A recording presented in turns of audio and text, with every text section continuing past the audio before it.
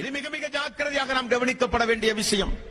மறுமை நாளில் அல்லாஹ்வுடைய நீதிமன்றத்தில் ஒரு சில கூட்டத்தார்களுக்கு கண்களே இருக்காதாம்.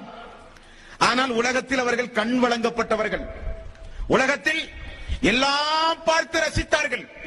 விடிய விடிய டிவி பார்த்தார்கள், விடிய விடிய ஆபாச காட்சியை பார்த்தார்கள், விடிய விடிய அக்கிரமமான எல்லா சம்பவங்களையும் பார்த்தார்கள்.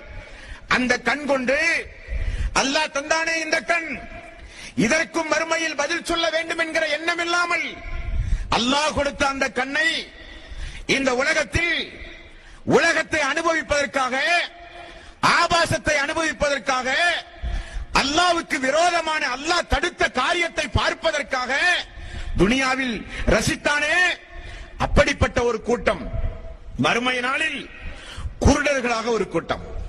20வது அத்தியாயம் 124